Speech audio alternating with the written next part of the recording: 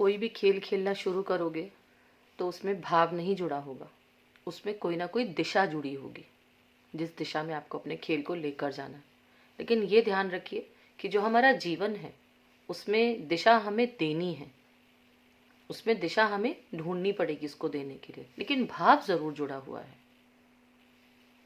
दोनों चीज़ों में फ़र्क समझिए, जीवन और खेल, इन दोनों में बहुत अच्छे से फ़र्क समझने की ज़रूरत है।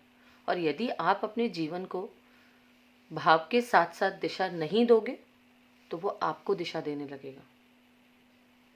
सही चीज़ को सही जगह उपयोग करना ज़रूरी है। जहाँ भाव की कीमत है वहाँ भाव देना है, जहाँ सिर्फ दिशा की ज़रूरत है वहाँ सिर्फ दिशा देनी है, और जहाँ हमें इन दोनों का समन्वय कराने की आवश्यकता होगी वहाँ हमें इन दोनों को पैरेलल साथ लेके चलने की ज़रूरत है। यही आपकी कला है कि आप कितना अच्छे से कर सकते हैं। और जहाँ भाव है वहाँ आप अगर दिशा नहीं देंगे तो भी बात नहीं बनेगी, और जहाँ पर आपको सिर्फ दिशा की ज़रूरत है वहाँ भाव ही देते चले जाएंगे तो भी चीज़ें ठीक से नहीं बैठेंगी। इसलिए कहते हैं प्रोफेशनल लाइफ अलग होती है, पर्सनल लाइफ अलग होती है, दोनों के डिसीजंस डिफरेंट होते हैं। आपको दोनों तरह के डिसीजन मेकिंग पावर आनी चाहिए।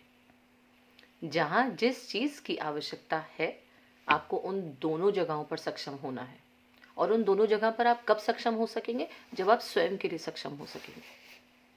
स्वयं पर पूरी तरीके से कंट्रोल, पावर, सब कुछ आप आपके ग्रिप में होंगे, आप किसी और के ग्रिप में नहीं होंगे, तब पॉसिबल हो सकेगा।